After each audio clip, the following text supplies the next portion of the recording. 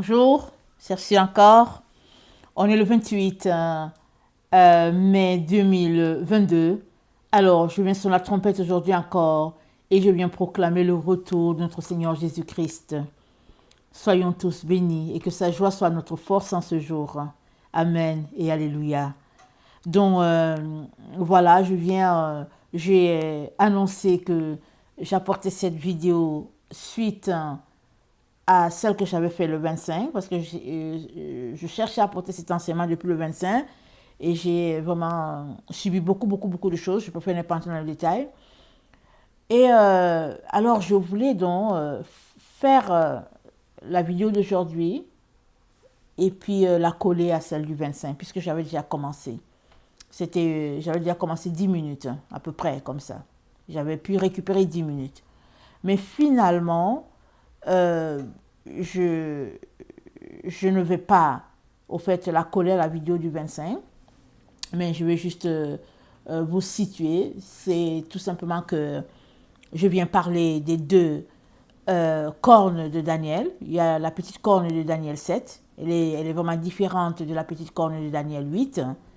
Alors, la petite corne de Daniel 7 parle, au fait, d'une corne qui sort des rois d'Apocalypse 17. Et ces rois-là, on sait que c'est les présidents américains. Amen. Alors, cette petite corne-là, elle sort de là. C'était d'abord 10 rois. Et puis finalement, il y a une petite corne qui vient, elle abaisse 3 rois. Et puis finalement, elle se positionne comme comme un huitième roi. Et on sait que là où on est en train d'attendre qu'il y ait un roi. En tout cas, on est en train d'attendre qu'il y ait quelqu'un qui vienne. Et puis pour les prochaines élections, dont les gens sont déjà en train de se préparer. Est-ce que ce roi-là qui viendra, est-ce que ce sera la petite corne prophétisée par Daniel, dans Daniel 7, ou bien est-ce que cette petite corne est déjà là, en sourdine? Donc, ça, c'est les questions dans lesquelles nous sommes.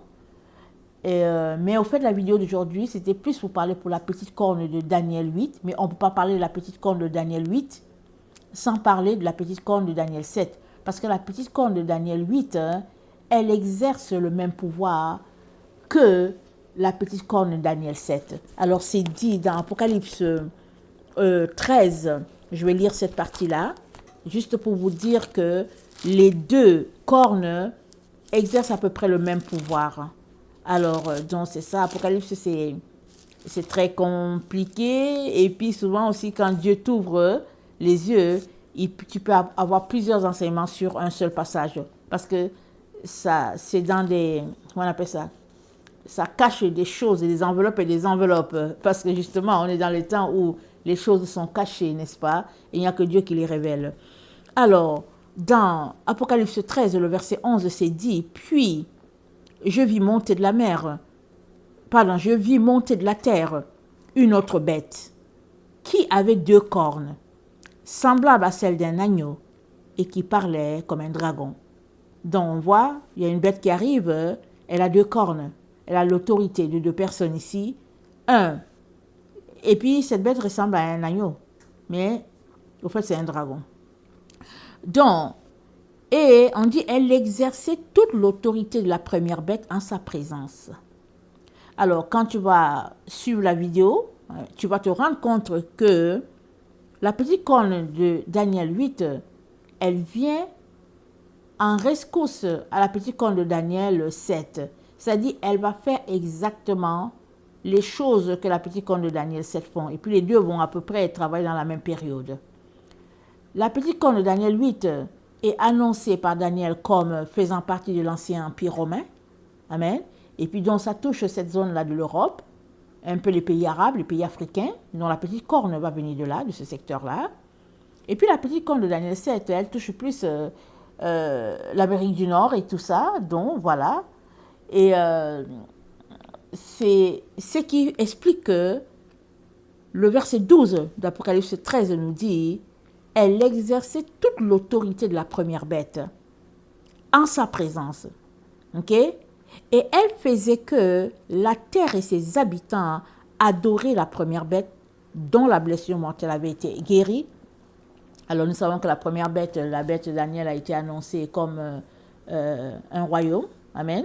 Alors elle adorait la première bête dont la blessure a été guérie, sachant que j'aimerais rappeler tout simplement que quand la Bible parle de bête, tantôt elle parle d'un royaume, tantôt elle parle de personnes. Donc, dépendamment du contexte que le Seigneur nous donne, il faut toujours aller voir si maintenant, quand le Seigneur parle de la bête, est-ce qu'il parle du leader du pays ou bien, voilà, il faut toujours aller regarder pour voir qu'est-ce que Dieu est en train de dire. Dans le verset 13, elle opérait de grands prodiges, même jusqu'à faire descendre du feu du ciel sur la terre, à la vue des hommes. Et elle séduisait les habitants de la terre, par les prodiges qui lui étaient donnés d'opérer en présence de la bête, disant aux habitants de la terre de faire une image à la bête qui avait la blessure de l'épée et qui vivait. Et il lui fut donné d'animer l'image de la bête, afin que l'image de la bête parlât, et qu'elle fit que tous ceux qui n'adoraient pas l'image de la bête fussent tués. Donc l'image de la bête ici, ça dit que la deuxième corne de Daniel 8, c'est l'image de la première corne de Daniel 7. Ok? C'est ça que j'aimerais que vous saisissiez. Amen. Et donc, la bête, la deuxième bête là qui est là, il y a un qui est un agneau, il y a l'autre qui est un dragon, dont il y a un faux prophète là-dedans. Et lui, il travaille de manière à ce que les habitants de la terre, au fait, aient une image, que les habitants de la terre fassent une image à la bête. Or, la deuxième bête, amen, de Daniel 8, elle est exactement l'image de la première bête. Ok? Alors, je ne vais pas entrer dans les détails, je vous laisse écouter. C'est sûr que quand on finit, souvent on se dit, je suis mélangée. Mais toujours est-il que c'est un passage qui cache beaucoup de choses. Et plus on avance dans le temps, plus c'est-à-dire on approche de ce temps-là où le peuple de Dieu sera vraiment maltraité, plus le Seigneur enlève les voiles, amen, de nos yeux. Et on voit l'intrigue sous nos yeux. On voit l'intrigue se dessiner. Alors, voilà, je vous souhaite une bonne écoute de vidéo, comme on dit. Et puis, prions qu'il y ait plus de révélations afin qu'on puisse mieux se préparer. Et toujours est-il que les deux cornes prophétisées par Daniel vont exercer leur pouvoir dans la même période, de manière à se répandre sur toute la terre et puis soumettre le peuple de Dieu. Voilà. Lisons Apocalypse 12, le verset 1 à 7. Et je vais présenter donc ce quatrième royaume. Amen. Dont Daniel parle. Amen. Et on se rappelle, il nous a présenté 4 royaumes. L'un, il ressemble à un lion, l'autre à un léopard, l'autre, j'oublie, un ours, voilà. Et puis finalement, le quatrième royaume que Daniel décrit terrible, c'est le royaume de la fin des temps. Et c'est ce royaume-là qui est en train de nous gérer pour le moment, là où nous sommes. Amen. Et donc, ce royaume, il est vaste. Il a commencé depuis un certain temps. Est-ce qu'il a commencé depuis les années 70? Est-ce qu'il a commencé bien avant? Moi, je ne sais pas, mais il a eu le temps d'être monté. Amen. Et puis, donc, finalement, quand on lit à propos de ce royaume, ça commence à parler de 10 rois. Et il y a une autre version qui parle de 12 ailes. On va regarder tout cela.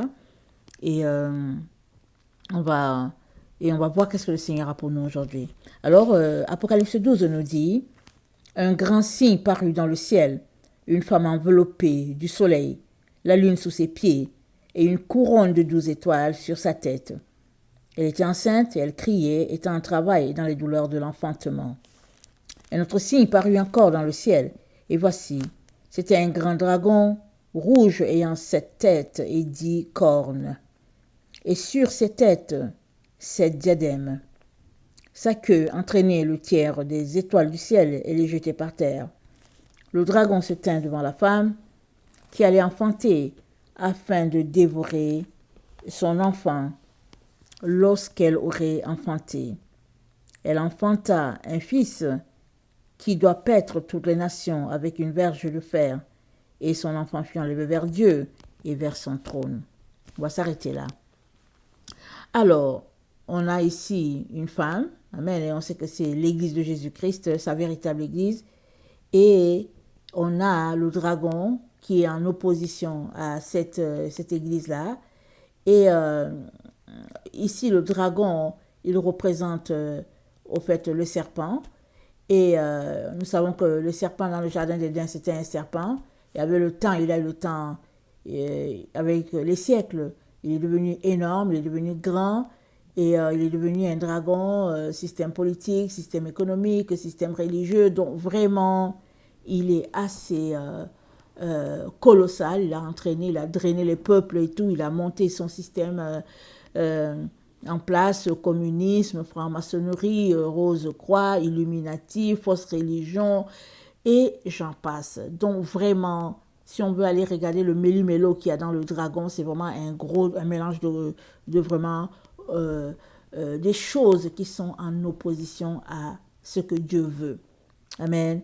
Alors, il est ici, il s'oppose, il se dresse devant la femme pour l'empêcher d'avoir son enfant, parce que, en fait, depuis le IVe siècle, on sait que l'Église, la véritable Église de Jésus-Christ, a été déconnectée de l'Église de la mer. Elle a été déconnectée d'Israël et a été connectée à Rome.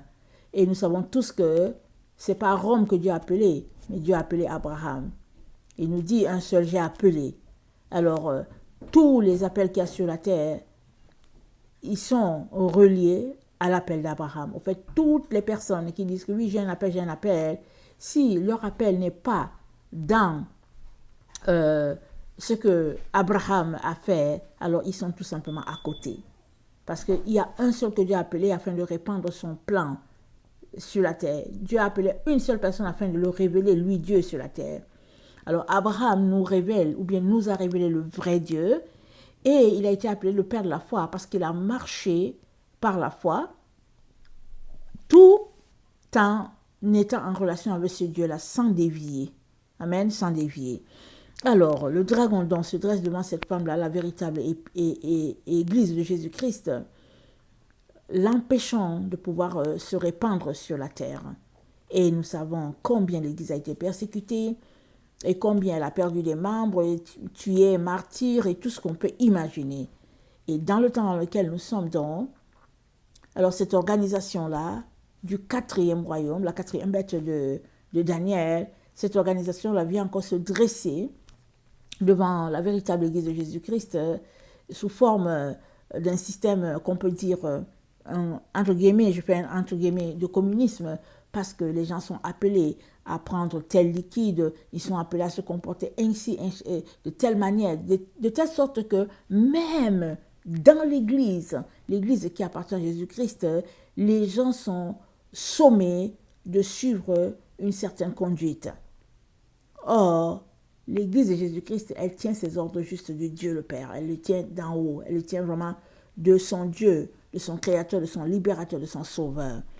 Alors, donc, devant une telle organisation, l'église, la véritable église de Jésus-Christ, elle va se retrouver à vivre beaucoup de persécutions. Alors, c'est ça que Daniel nous présente ici.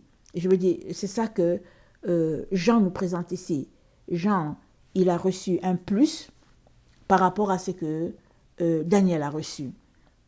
Alors, donc, le dragon, donc, s'est aussi infiltré dans l'église en général, et donc elle se dresse contre la vraie église de Jésus-Christ, la véritable épouse, parce que l'église dont, ou bien l'église qui est le corps de Christ. Amen. Jésus-Christ a dit quoi? Il a dit dans Éphésiens 4, le verset 23, qu'il a purifié son épouse, il l'a sanctifiée, afin qu'elle soit présentée à Dieu irréprochable, sans tache, ni ride, ni rien de semblable. Alors, nous, les membres de l'Église de Jésus-Christ, nous sommes appelés à être vraiment purs, sans tache, mais surtout, nous sommes appelés à avoir la base. Et la base, c'est la doctrine de Jésus. Ce n'est pas une autre doctrine. Et puis, Paul nous a dit une vérité qui est là dans 1 Corinthiens 3, que j'aimerais lire. On le connaît forcément, parce qu'on en a longuement parlé ces derniers temps. Hein. Et puis, Paul a dit dans 1 Corinthiens, 1 Corinthiens 3, le verset 10, il a dit, selon la grâce de Dieu qui m'a été donnée, j'ai posé le fondement comme un sage architecte et un autre bâtit dessus. Mais que chacun prenne garde à la manière dont il bâtit dessus. Car personne ne peut poser un autre fondement que celui qui a été posé, savoir Jésus-Christ. Donc, personne ne peut poser un autre fondement, ok? Alors, on peut dire au niveau des églises que, mais non, mais on parle de Jésus. Mais de quel Jésus parle-t-on?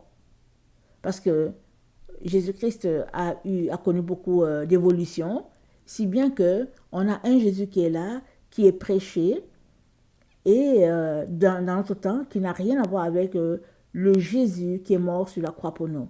On a un Jésus, quand il est prêché, il est Jésus de la prospérité. Quand il est prêché ailleurs, il est Jésus des marabouts. Quand il est prêché à tel endroit, il est Jésus des miracles, il est Jésus des blagues. Et il est Jésus, au fait, qui apporte un repos un dimanche. C'est-à-dire qu'un Jésus bizarre qui n'a rien à voir avec Yeshua HaMashiach, celui-là qui est mort pour nous. Et Paul nous dit, on ne peut pas poser un autre fondement. Or, le dragon, ce serpent qui s'est érigé, qui s'est dressé devant la véritable église de Jésus-Christ, a posé un autre fondement. Selon qu'on est aux Bahamas, ou bien en Chine, ou bien au Bangladesh, ou bien au Sénégal, peu importe l'endroit, il est toujours adapté. Jésus est adapté aux mœurs des gens, il est adapté aux cultures des gens, il est vraiment adapté. Or, le Jésus-Christ là, qui est mort pour nous, en tout cas, il vient de la descendance de Judas. Il est venu de Dieu, mais il est descendu en Judas. Et si on l'accepte tel qu'il est, avec sa culture, avec tout ce qu'il est. N'essayons pas de le transformer pour faire de lui un autre Jésus, si bien qu'on est satisfait.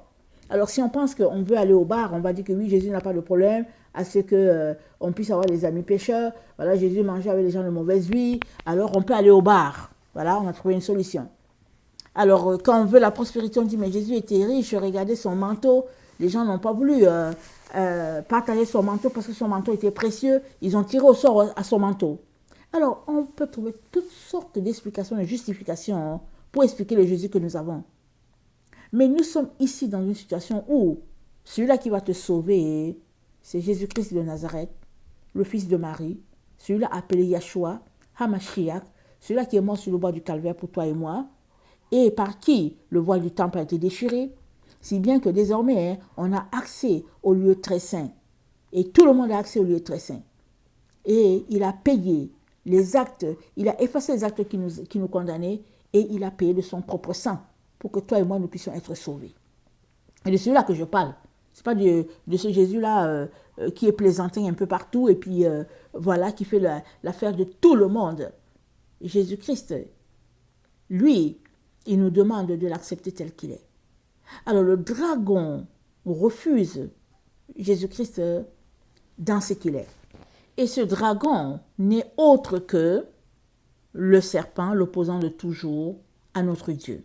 Il s'est opposé à notre Dieu dans le jardin d'Éden et il s'oppose à notre Dieu. Il s'est opposé toujours, il s'oppose, l'adversaire. Il s'est opposé et là encore, dans ce temps de la fin où nous sommes, il s'oppose. Et Daniel dont nous a décrit le 4e royaume dont et vraiment avec tout ce qu'il est, il l'a décrit et il le présente comme quelque chose de terrible. Et cette 4e bête-là, c'est une nation. Et elle est dirigée par le dragon, par le serpent. Donc allons-y lire Daniel 7, qui nous présente ce 4e royaume-là. Alors, je ne vais pas tout lire, je vais juste lire les parties qui nous intéressent, n'est-ce pas? Alors, Daniel 7, le verset 7 nous dit « Après cela, je regardais pendant mes visions nocturnes, Et voici, il y avait un quatrième animal terrible, épouvantable, extraordinairement fort. Il avait de grandes dents de fer, il mangeait, brisait, il foulait aux pieds ce qui restait. Il était différent de tous les animaux précédents, et il avait 10 cornes. Je considérais les cornes, et voici une autre petite corne sortie du milieu d'elle. Et 3 des premières cornes furent arrachées devant cette corne. Et voici, elle avait des yeux comme les yeux d'homme et une bouche qui parlait avec arrogance. Je regardais pendant que l'on plaçait des trônes, et l'ancien des jours s'assit. Son vêtement était blanc comme la neige, et les cheveux de sa tête étaient comme la laine pure. Son trône était comme des flammes de feu, et les roues comme un feu ardent. Donc, on dit que c'était au moment où on plaçait les trônes. Donc, je vous renvoie à Apocalypse 20, le verset 4. Parce qu'il y avait plusieurs personnes qui avaient des trônes. Et toutes ces personnes qui avaient des trônes, c'était les personnes qui n'avaient pas adoré la bête ni son image. Donc, voilà. Donc, c'est au moment où on plaçait des trônes que Daniel considère les cornes, au fait, de cette bête-là. Alors, il regarde il voit qu'il y a 3 cornes qui sont abaissées et il y a une petite corne qui sort de là. Donc, le royaume, il avait 10 cornes, 3 sont abaissées, une sort et puis elle abaisse 3, finalement, il y a 8. Ok? Alors, il dit, le verset 10, c'est un fleuve de feu coulait et sortait de devant lui. 1000 milliers le servaient et 10 000 millions se tenaient en sa présence. Les juges s'assirent et les livres furent ouverts. Je regardais alors à cause des paroles arrogantes que prononçait la corne. Et tandis que je regardais, l'animal fut tué et son corps fut anéanti, livré au feu pour être brûlé. Les autres animaux furent dépouillés de leur puissance, mais une prolongation de vie leur fut accordée jusqu'à un certain temps. Amen. Alors, verset 15. Moi, Daniel, j'ai eu l'esprit troublé au-dedans de moi, et les visions de ma tête m'effrayèrent. Je m'approchai de l'un de ceux qui étaient là, et je lui demandai ce qu'il y avait de vrai dans toutes ces choses. Il me le dit en me donnant l'explication. Ces 4 animaux, ce sont 4 rois. Écoutez bien, ces 4 rois qui s'élèveront de la terre, mais les saints du Très-Haut recevront le royaume.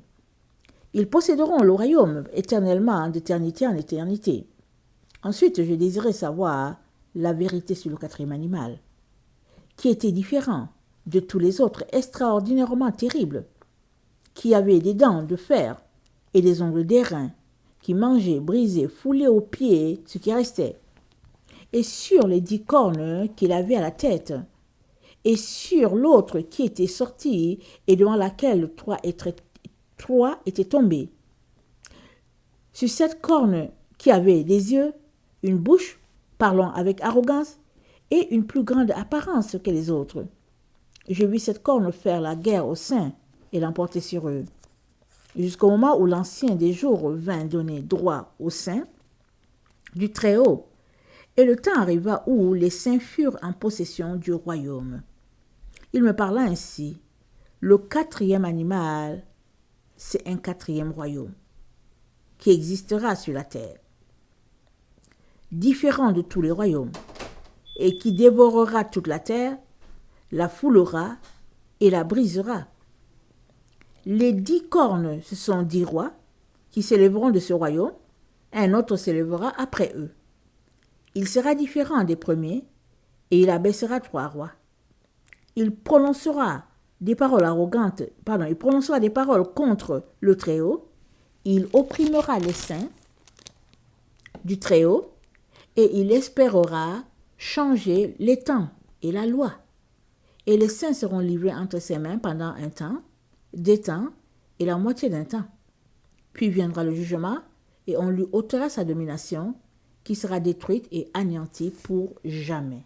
Donc, Daniel nous présente les 4 royaumes, comme on l'a dit, celui qui ressemble à un lion, celui qui ressemble à un ours, celui qui ressemble à un léopard, et puis celui-là qui est terrible. Là. Alors, il nous présente les 4 royaumes et puis il nous dit que il nous présente les 4 animaux, voilà. Et il nous dit que les 4 animaux, c'est 4 rois. C'est ça qu'il dit, hein, on l'a lu dans Daniel 7, le verset... attendez, excusez-moi, je n'étais pas là au bon endroit. On l'a lu au verset 17. Il dit, ces 4 grands animaux, ce sont 4 rois qui s'élèveront de la terre. OK? Maintenant, au verset 19, il nous dit que le 4e animal, c'est un royaume. Il nous dit, le 4e animal, il dit, verset 19, ensuite je désirais savoir la vérité sur le 4e animal, qui était différent de tous les autres, extrêmement terrible, qui avait des dents de fer, des ongles d'airain, qui mangeait, brisait, foulait aux pieds ce qui restait, et sur les 10 cornes qu'il avait sur la tête, et sur un autre qui était sorti, et devant lequel 3 étaient tombés, sur cette corne qui avait des yeux, une bouche, parlant avec arrogance, une plus grande apparence que les autres, et j'ai vu cette corne faire la guerre aux saints et l'emporter sur eux, jusqu'au moment où l'ancien des jours vint donner droit aux saints du Très-Haut, et le temps arriva où les saints furent en possession du royaume. Donc voilà. Alors, on sait que les 4 grands animaux, c'est des rois. Mais là, finalement, ou bien subitement, il nous dit que le 4e animal, il ne nous parle plus de roi, mais il nous dit que le 4e animal, c'est un royaume. C'est ça qu'il nous dit. Alors, ce qu'il y a de particulier dans ce royaume-là, ce qu'il y a de particulier dans ce royaume-là, c'est que il y a 10 rois, il y a, il y a une tête, il y a des couronnes, il y a des... En tout cas, attendez, on va regarder. Il y a 10 cornes sur la tête, et puis 3 sont abaissées, et puis il y a une petite corne qui sort, et on voit aussi que cet animal-là, il a des dents terribles, en tout cas, voilà un peu la description de l'animal. Et finalement, avec la présentation que Daniel nous fait, on se rend compte que c'est comme un collège, okay, de personnes. Parce que, rappelons-nous, Apocalypse 12, le dragon se présente. Il se pointe là, et puis le dragon, il a aussi 10 cornes. Attendez, je vais rapidement à Apocalypse 12.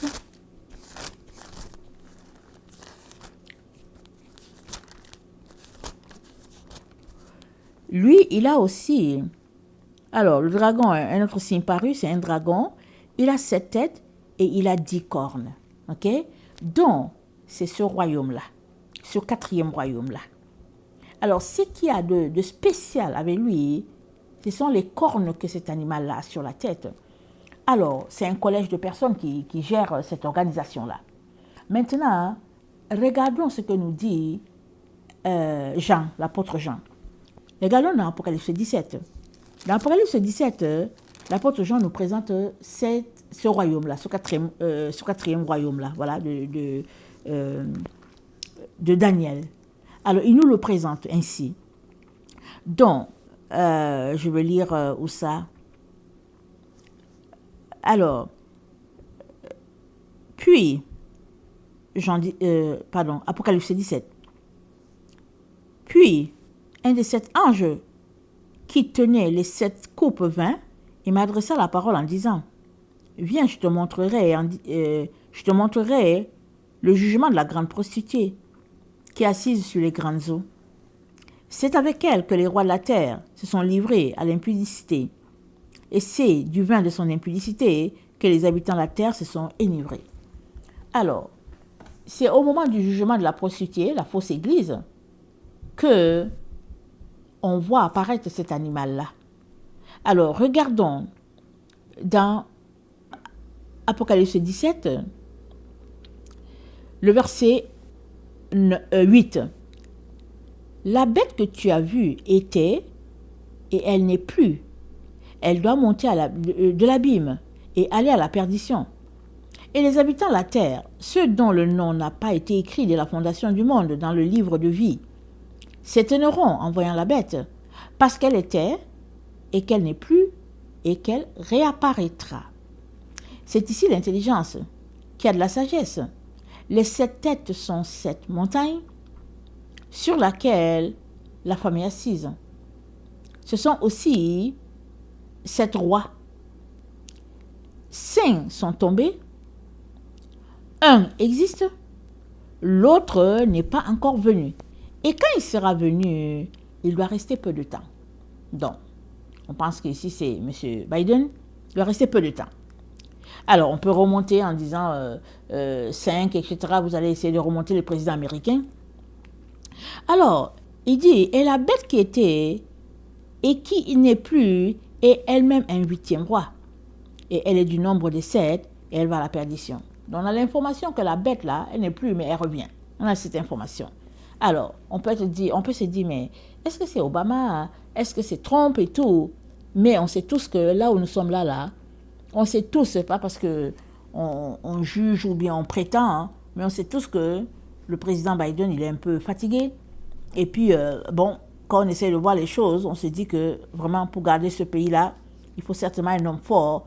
Et c'est pas surprenant que Obama soit celui-là qui tient les rênes pour pouvoir gérer tout le système. Alors, le verset 12 dit, les 10 cornes que tu as vues sont 10 rois, qui n'ont pas encore reçu de royaume, mais qui reçoivent autorité comme roi pendant 1 heure avec la bête. Donc, la bête qui est attendue, c'est-à-dire que celle qui sera le 8e roi, alors cette bête-là, elle a, comment on appelle ça? Cette bête-là, elle travaille avec 10 rois. Mais ce qui est spécial, c'est qu'elle travaille juste 1 heure. C'est comme si, c'est pas, on dirait qu'il y a un problème. Parce que les autres, on n'a pas eu l'information que les autres ont travaillé 1 heure. Mais ici, on nous mentionne que les 10 cornes sur la tête de la bête là, c'est 10 rois, mais ils n'ont pas encore reçu leur royaume. Ils n'ont pas encore reçu. Alors, ils travaillent 1 heure avec la bête, et puis bon, est-ce qu'ils vont se reposer et tout?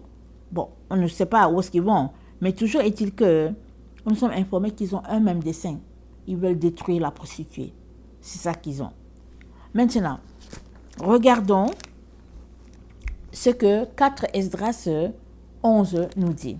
Alors, comme je disais, 4 Esdras 11, c'est Dieu qui m'a donné ça. Je priais, il m'a dit 4 Esdras 11.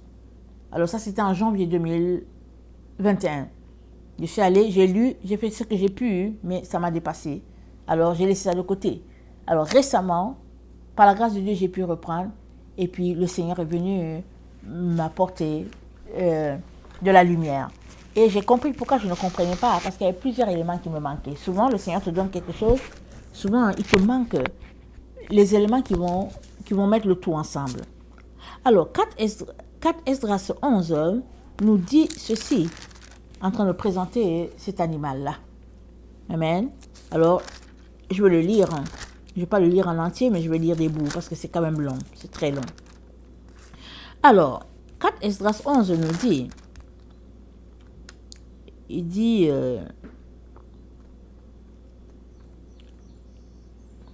la seconde nuit, je vis un songe. Voici qu'un aigle montait de la mer. Il avait 12 ailes, empennées et 3 têtes. Je vis et voici, il étendait ses ailes sur toute la terre. Tous les vents du ciel soufflaient vers lui, et les nuages l'environnaient.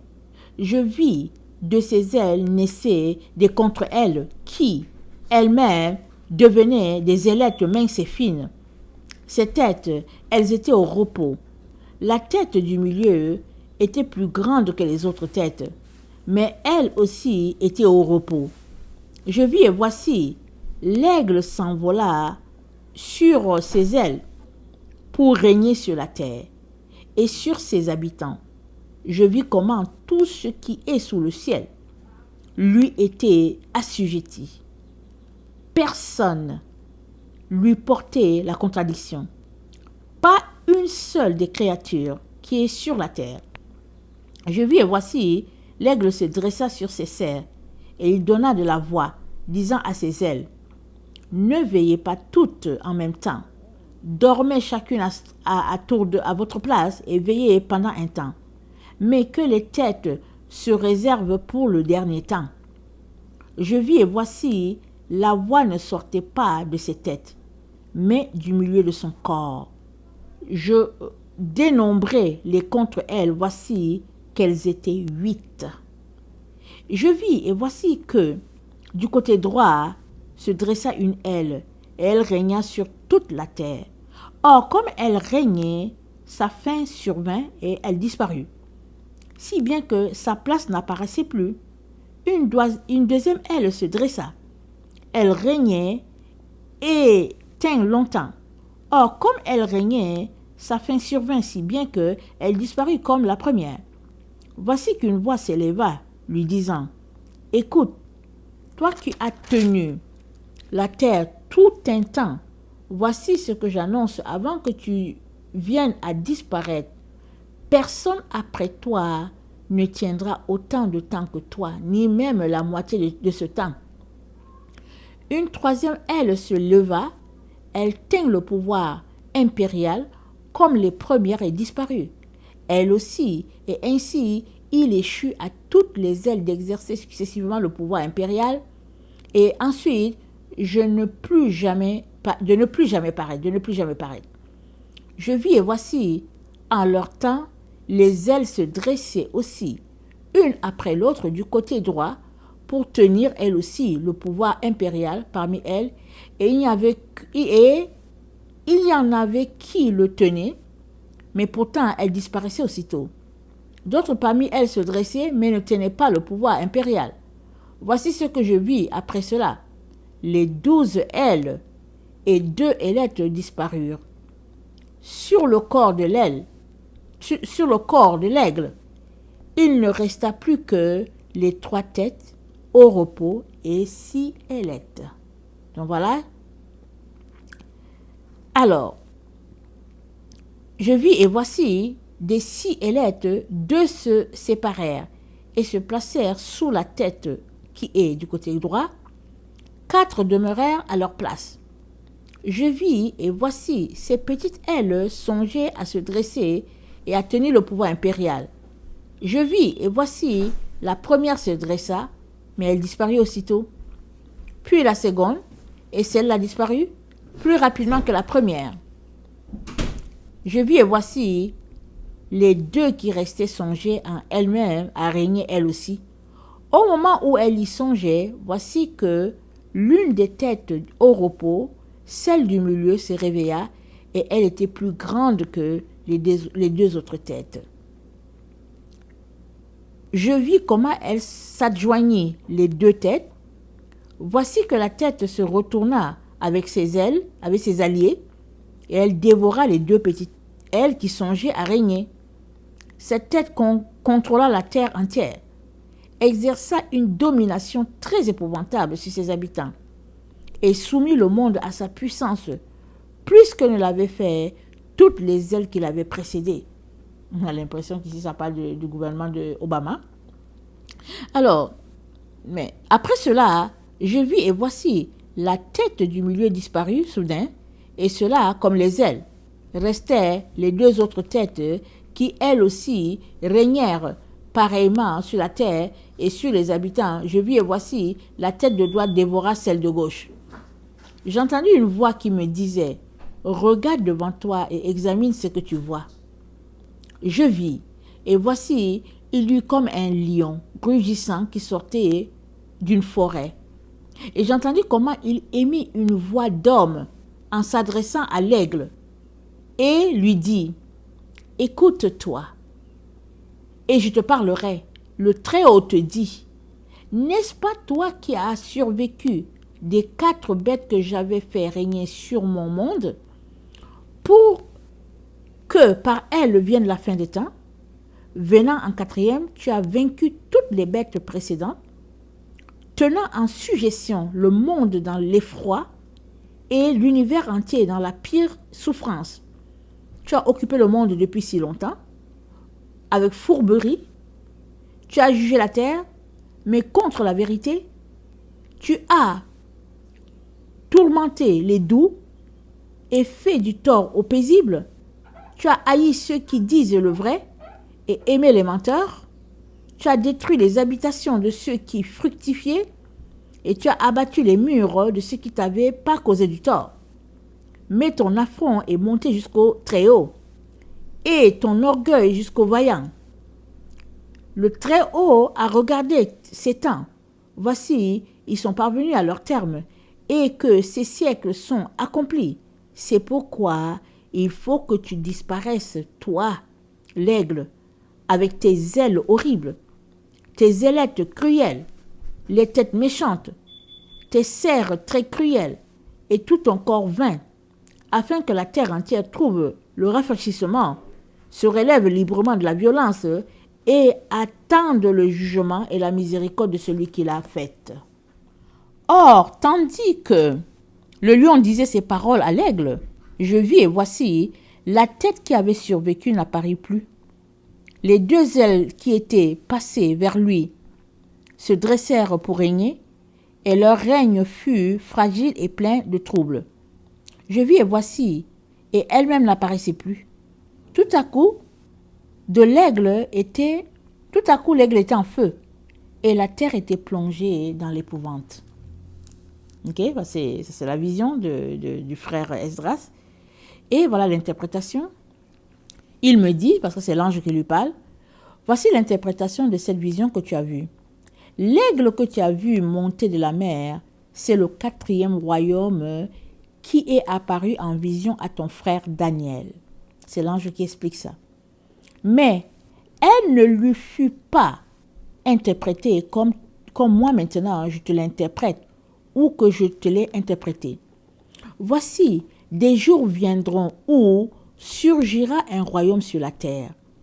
Il sera plus terrible que tous les royaumes qui ont existé avant lui. 12 rois y régneront l'un après l'autre. Mais le deuxième, qui accédera au trône, le conservera plus longtemps que les autres. Voilà l'interprétation des 12 ailes que tu as vues. Que tu aies entendu une voix qui parlait en sortant, non des têtes de l'aigle, mais du milieu de son corps. Voici l'interprétation. Au milieu du temps de ce royaume naîtront de graves rivalités. Il sera en danger de tomber, mais il ne tombera pas alors. Au contraire, il sera de nouveau restauré en son état initial. Que tu aies vu 8 ailes, ou bien que tu aies vu 8 ailettes attachées aux ailes de l'aigle, en voici l'interprétation. En lui surgiront 8 rois, dont les temps seront brefs et les années rapides. 2 d'entre eux périront quand approchera le milieu du temps de ce royaume. 4 seront gardés pour l'époque où commencera d'approcher le temps de la fin. Donc 4 seront gardés. Donc on comprend qu'il y a 4 qui sont là, ok? Puisque c'est ça que l'interprétation dit. Et 2 seront gardés pour la fin. Donc 2 seront gardés pour la fin. Est-ce qu'à la fin, les 2 qui seront gardés, ce sera Obama et puis Trump? Ah, question. Mais 2 seront gardés pour la fin. Donc voilà. Que tu aies vu 3 têtes qui se tenaient au repos, en voici l'interprétation. Dans les derniers temps de ce royaume, le Très-Haut suscitera 3 rois. Ils feront beaucoup de choses inédites. Ils domineront la terre et ses habitants bien plus durement que tous ceux qui les ont précédés. Voilà pourquoi ils sont appelés les têtes de l'aigle. Est-ce que c'est Clinton, Obama et puis Trump? Question. Voilà pourquoi ils sont appelés les têtes de l'aigle. Ce sont eux, en effet, qui mettront un comble à ses impiétés et qui accompliront ces derniers temps. Que tu aies vu la plus grande tête disparaître, c'est que l'un de ces rois mourra dans son lit, mais dans les tourments.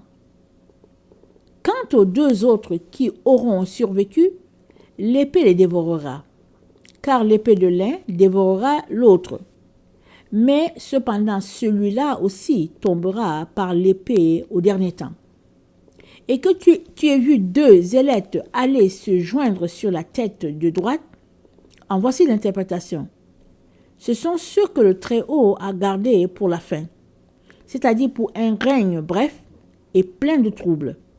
Ainsi que tu l'as vu, le lion que tu as vu s'éveiller de la forêt en rugissant, parler à l'aigle et lui reprocher ses injustices.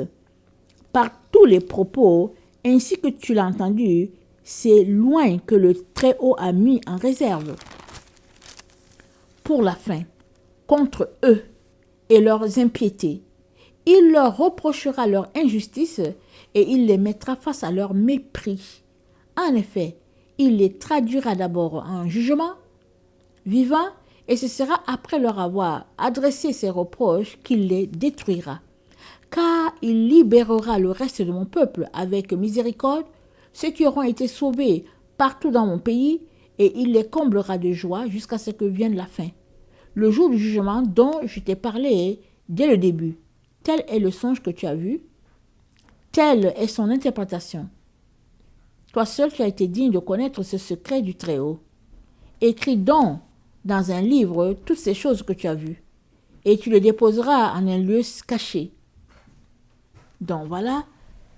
Alors, donc, on voit bien d'abord que le signe, le symbole des États-Unis, là, c'est l'aigle, on le sait, quand on regarde leur drapeau, et puis c'est cet aigle-là qui est là. Donc, eux, ils savent pourquoi ils ont pris l'aigle, parce que toute leur histoire est là. Alors, pour quelqu'un qui connaît bien l'histoire des États-Unis, il peut savoir que oui, il s'agit de tel président, tel président, tel président, et puis bon. Donc, c'est assez délicat, donc souvent, on peut se tromper. Alors, je dis seulement, est-ce que c'est Obama, est-ce que c'est Trump, mais bon, c'est assez complexe. Mais toujours est-il que Dieu nous dit qu'il y a deux qui seront gardés pour la fin. Et pour ces deux-là qui seront gardés pour la fin, hein, alors, c'est pas quelque chose qu'on tergiverse ou quoi, mais tout nous montre que c'est Obama et puis c'est Trump. OK? Alors, tout nous montre. Mais on peut déjà voir, selon l'explication que Dieu donnait à Esdras, que ce royaume-là, formé de 10 rois ou bien de 12, là, les ailettes, voilà, 12 ailettes, là, chaque aile, c'est un président. Alors, ce royaume-là, cette organisation-là, elle est montée depuis. Ils l'ont montée et puis ils fonctionnent d'une façon. Dans leur religion, Illuminati, franc-maçonnerie, comment aller collecter l'argent. Parce qu'il y a deux, il y a les républicains, il y a les, comment on les appelle là, les libéraux, là, j'ai plus le nom. Alors, les démocrates, voilà.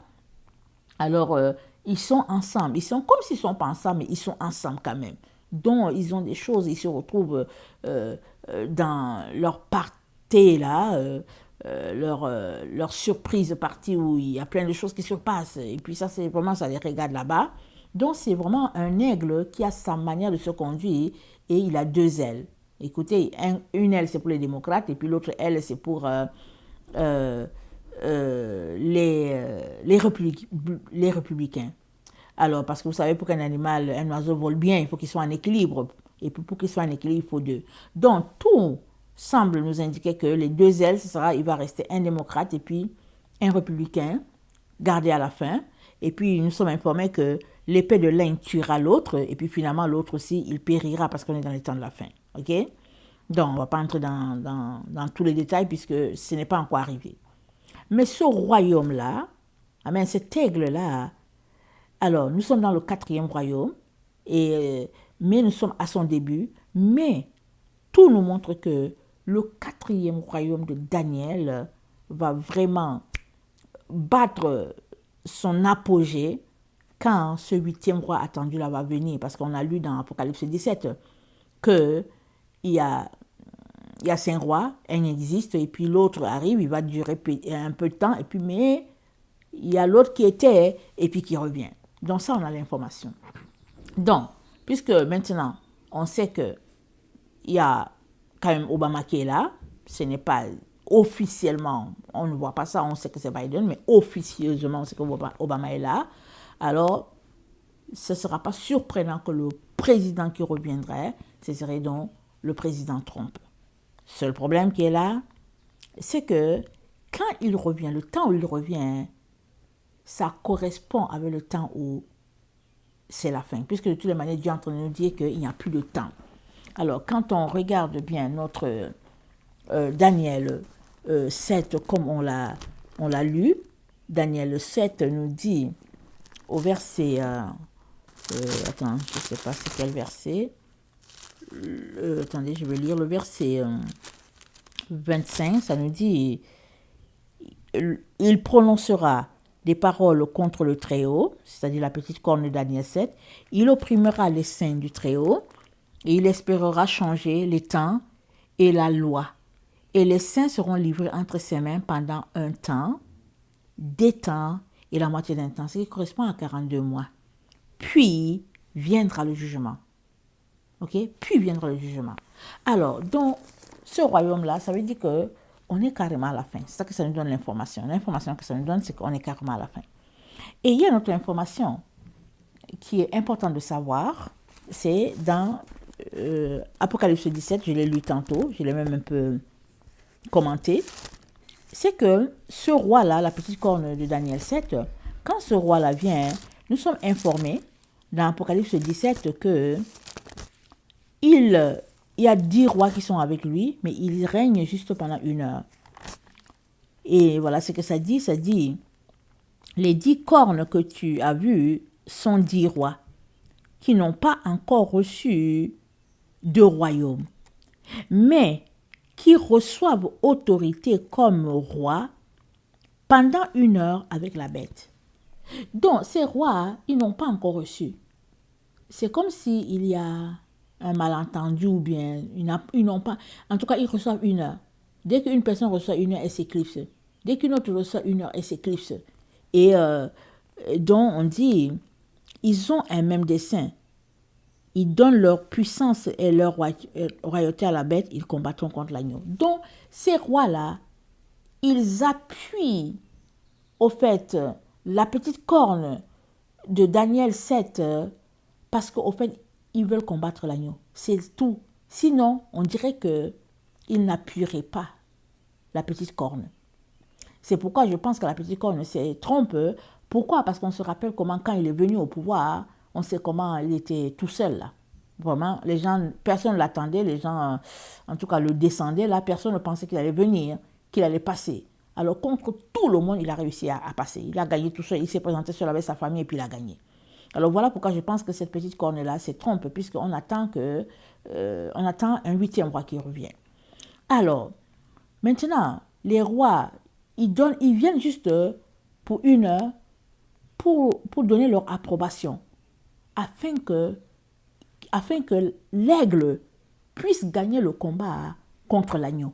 C'est ça qu'on doit comprendre. Sinon, ils ne sont pas ensemble du tout, du tout. Et on l'a lu, dans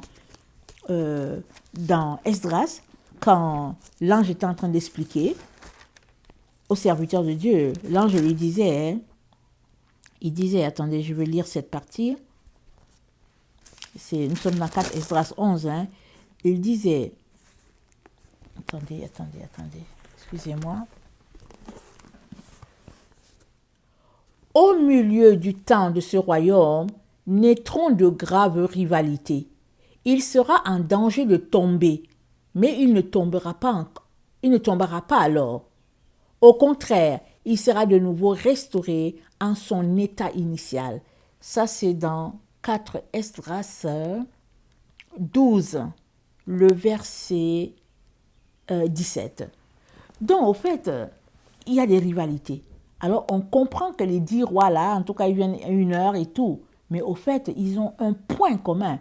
C'est que ils veulent combattre l'agneau et puis ils veulent gagner. Alors, à partir de ce moment-là, ils donnent leur royauté à la petite corne de Daniel 7. C'est ça que je comprends. Maintenant, pendant que la petite corne de Daniel 7 se prépare à régner, parce qu'on est dans ce temps-là, pendant qu'elle est en train de se préparer, et puis tout le monde, toute la terre est en train de dire, là, mais qu'est-ce qui se passe aux États-Unis? Mais est-ce que le président Trump va venir? Tout le monde. Pendant qu'on est là en train de dire, mais qu'est-ce qui se passe? Nous sommes informés qu'il y a une autre petite corne qui sort. Et ça, c'est dans Daniel 8. Je ne vais pas tout lire, mais je vais lire une partie. Alors, une autre petite corne sort de Daniel 8. Et tout nous montre que cette petite corne-là, elle a quelque chose à voir avec l'Europe. Parce que ça nous parle de Javan. Et nous savons que Javan, c'est la Grèce. Et quand on continue de lire, on voit que c'est l'ancien empire romain. L'ancien empire romain, on sait que ça regroupe l'Allemagne, la France, la Grèce et tout cela avec Alexandre le Grand. C'est tout ce groupe-là dont Daniel 8 parle, et c'est de là que sort la petite corne. Ok? Et n'oublions pas que l'Allemagne, la France et tout, ils ont eu des colonies en Afrique, en Asie et tout. Donc c'est tout ce groupe-là, tout rassemblé là, c'est de ce groupe-là que va sortir la petite corne de Daniel 8. Mais d'où la petite corne va-t-elle sortir? Est-ce qu'elle va sortir de l'Asie? Est-ce qu'elle va sortir d'un pays arabe? Est-ce qu'elle va sortir d'un pays de l'Afrique noire? On ne sait pas. Mais la petite corne va venir de là. Alors, on va regarder ça rapidement. Alors, Daniel 8 nous dit, il dit, attendez. Ok, je vais lire à partir de 22. Les quatre cornes les quatre cornes qui se sont élevées pour remplacer cette corne brisée, ce sont quatre royaumes qui s'élèveront de cette nation, mais qui n'auront pas autant de force. À la fin de leur domination, lorsque les pécheurs seront consumés, il s'élèvera un roi impudent et artificieux. Je vous ai déjà dit que j'ai regardé dans une autre version, impudent et artificieux, c'est dit, il s'élèvera un autre roi qui est une similitude de personne, c'est-à-dire un simili de personne. Ça veut dire que c'est quelqu'un que tu te poses la question, est-ce que c'est une personne, est-ce que c'est un robot, je ne sais pas, mais bon, bref. Alors, déjà dans ce temps-là, ils annonçaient, ils ont dit une similitude de personne. Alors, un roi impudent et artificieux, sa puissance s'accroîtra, mais non par sa propre force. Il fera d'incroyables ravages. Il réussira dans ses entreprises. Il détruira les puissants et le peuple des saints. À cause de sa prospérité et du succès de ses ruses, il aura de l'arrogance dans le cœur. Il fera périr beaucoup d'hommes qui vivaient paisiblement. Et il s'élèvera contre les chefs des chefs, mais il sera brisé sans l'effort d'aucune main. Et la vision des soirs et des matins dont il s'agit est véritable. Donc, voilà, donc Dieu présente à Daniel, alors c'est une autre petite corne, mais elle sort de cet ancien empire romain-là, et il y a quelque chose de particulier sur cette petite corne-là qui nous intéresse, c'est-à-dire qui nous frappe, toi et moi, c'est que, on dit le roi, il est impudent artificieux, et il réussira par des ruses, et il aura de l'arrogance, et il fera périr les chrétiens, un peu comme aussi l'autre corne. Et il y a vraiment une ressemblance avec ce qui est dit du fils de perdition dans 2 Thessaloniciens 2 et le verset 7 ou bien 8. Dans 2 Thessaloniciens 2, le verset 8, c'est dit ceci. Pour faire la comparaison avec ce roi-là qui est artificieux et puis qui est rusé. Alors, donc 2 Thessaloniciens 2 nous présente aussi une personne comme ça. Excusez-moi. Alors, c'est dit, le verset 7, « Car le mystère de l'iniquité agit déjà. Il faut seulement que celui qui le retient encore ait disparu. Et alors paraîtra l'impie, que le Seigneur Jésus détruira par le souffle de sa bouche, et qu'il anéantira par l'éclat de son avènement. L'apparition de cet impie se fera par la puissance de Satan, avec toutes sortes de miracles, de signes et de prodiges mensongers, et avec toutes les séductions de l'iniquité pour ceux qui périssent, parce qu'ils n'ont pas reçu l'amour de la vérité pour être sauvés. Alors, aussi, Dieu leur envoie une puissance d'égarement, pour qu'il croie au mensonge. Donc, ce roi-là, cette petite corne de Daniel 8, en tout cas, tout nous montre que cette petite corne-là, ça a quelque chose à voir avec le fils de perdition, là. Alors, on lit dans Daniel 11, le verset 21, c'est dit « Un homme méprisé prendra sa place, sans être revêtu de la dignité royale. Il paraîtra au milieu de la paix. Il s'emparera du royaume par l'intrigue. Les troupes qui se répandront comme un torrent seront submergées devant lui et anéanties de même qu'un chef de l'alliance. Après qu'on se sera joint à lui, il usera de tromperie, il se mettra en marche et il aura le dessus avec peu de monde. » Donc il y a un chef de l'alliance qui va se joindre à lui. Et puis, alors, il gère par tromperie. On vient de lire, là, on dit que bon, il va se joindre les gens, il usera de tromperie, il se mettra en marche.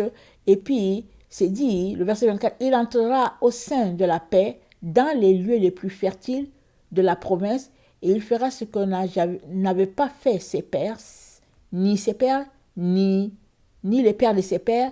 Il distribuera le butin, les dépouilles et les richesses. Il formera des projets contre les forteresses et cela pendant un certain temps.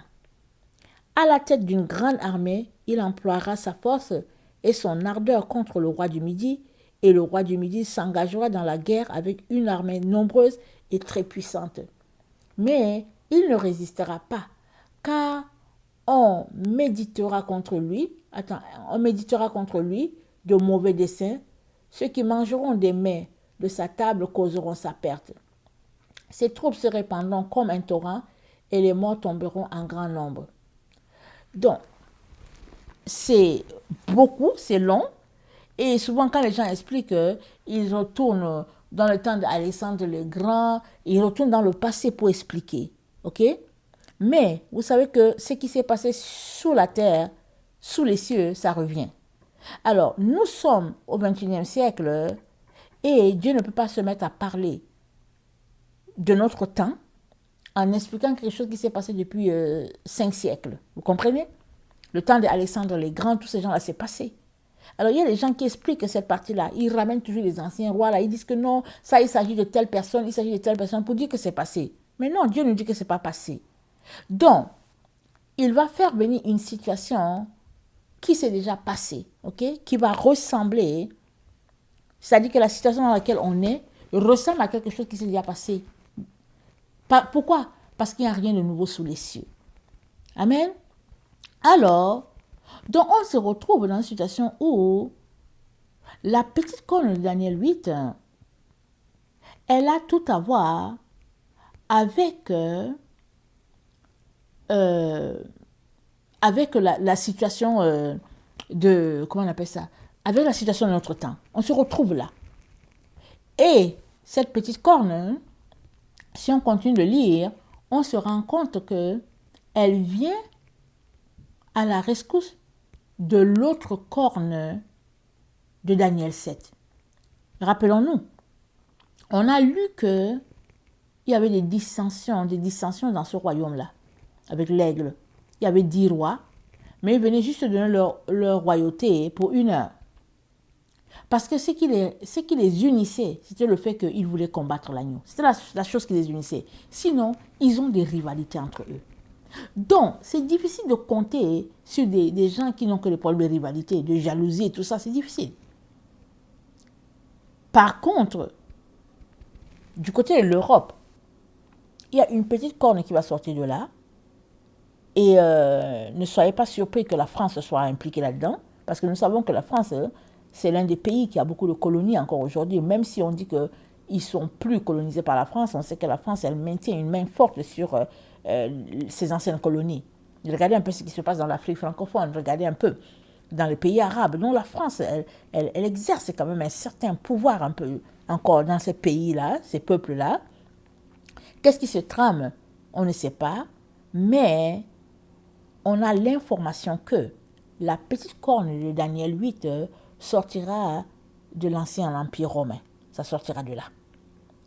Et maintenant, Apocalypse 13 nous présente exactement le royaume de la fin.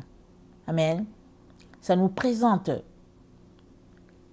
le royaume qui va régner là, parce que la petite corne de Daniel 8, elle sera l'image de la petite corne de Daniel 7.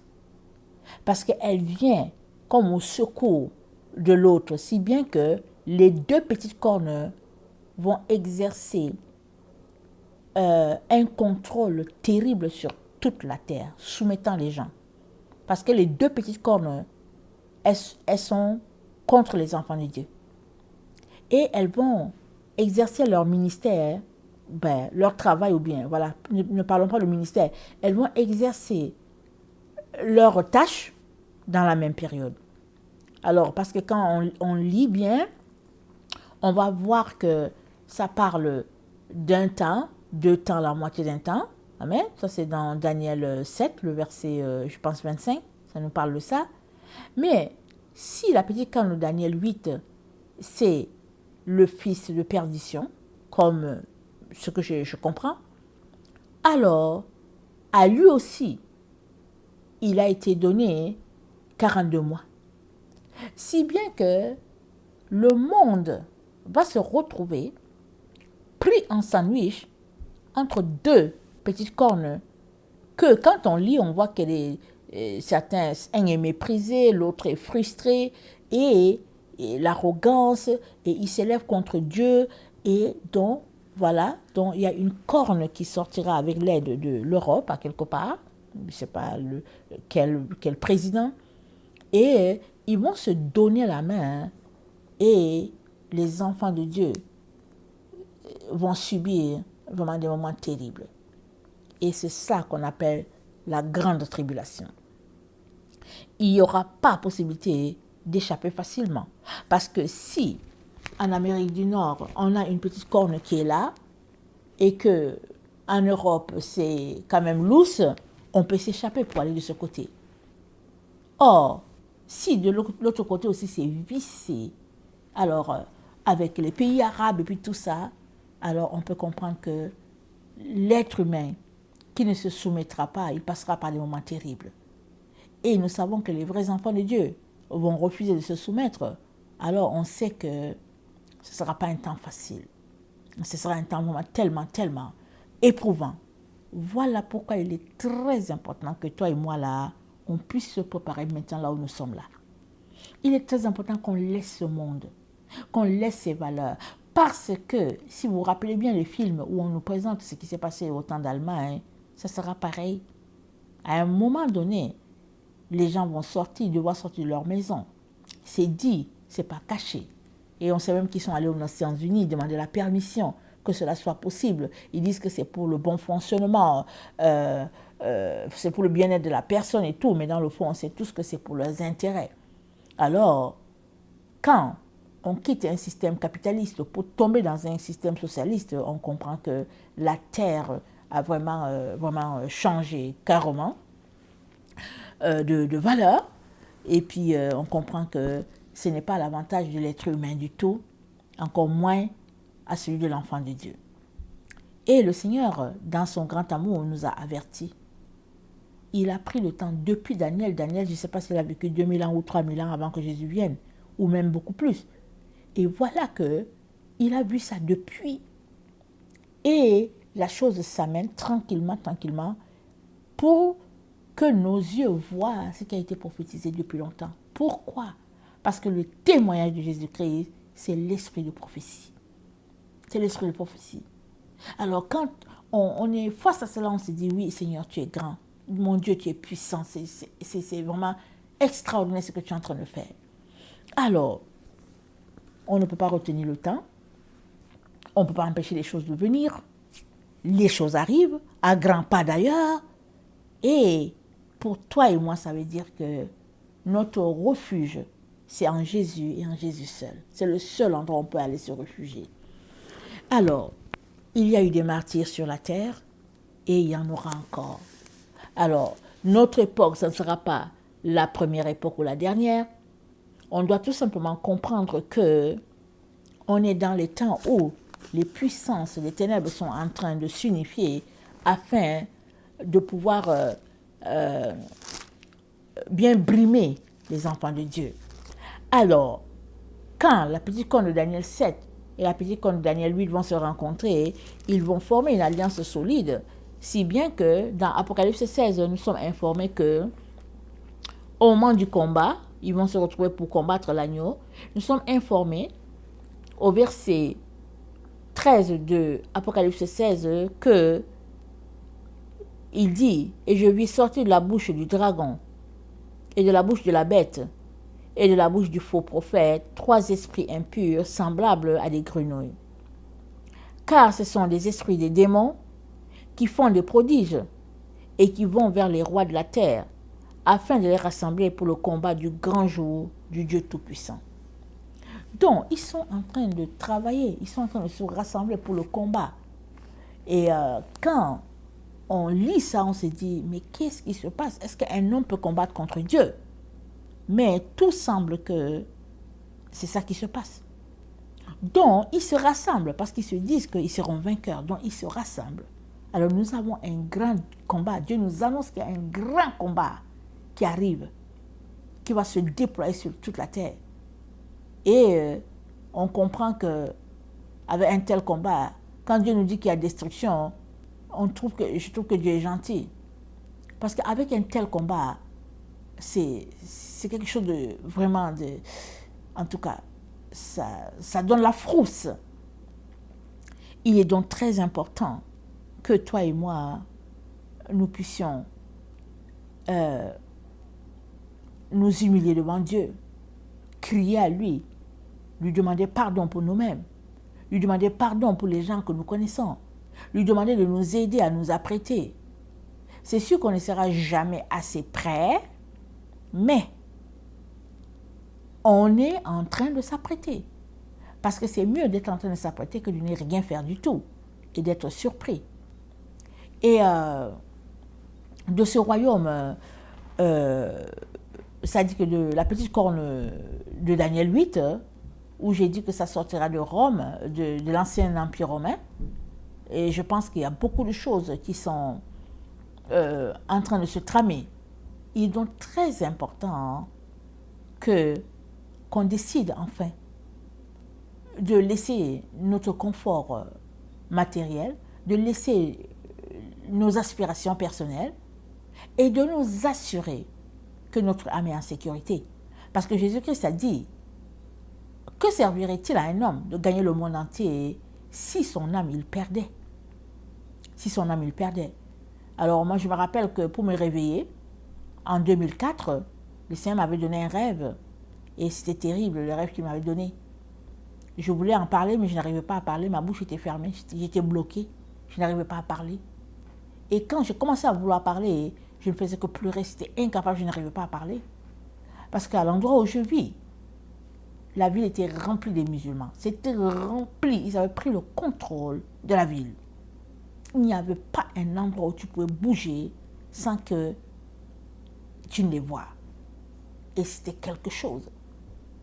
Et quand je suis sortie de là, je savais que ça c'était ce que les musulmans parlent de leur guerre sainte, la djihad ou quoi là. Alors moi je me suis dit, je vais vivre jusqu'à ce que je vois la djihad. J'étais étonnée. Mais le Seigneur est en train de me dire que c'est proche. Et nous savons tous que les choses sont proches. Et personne ne va nous avertir là, pour dire, ce sera demain. Les choses vont arriver comme par surprise. Et nous devons nous préparer. Amen. Que le Seigneur bénisse sa parole et qu'il donne à tout un chacun de pouvoir garder les yeux fixés sur lui, sur notre Dieu. Lui seul t'aidera. Lui seul, sache-le, lui seul. Il n'y a personne qui va t'aider. Lui seul va t'aider. Et si tu étais en Afrique, tu vas courir dans les forêts ou bien tu vas te mettre ici sur une montagne. Mais par ici, là où tu es, il n'y a personne qui va t'aider. Il n'y a que Dieu. Et Dieu, pour t'aider, il te dit, sors de Babylone. Mais comme tu aimes Babylone là, je ne sais pas comment je vais faire pour te dire de sortir de là. Alors vraiment que le Seigneur t'aide à prendre les bonnes décisions, que le Seigneur t'aide à ramasser tes pieds, tes jambes à ton cou et vraiment à te réfugier sous l'abri du Très-Haut. Amen. Soyez bénis, je vous aime beaucoup et Dieu davantage. Maranatha, Jésus revient. Amen et amen.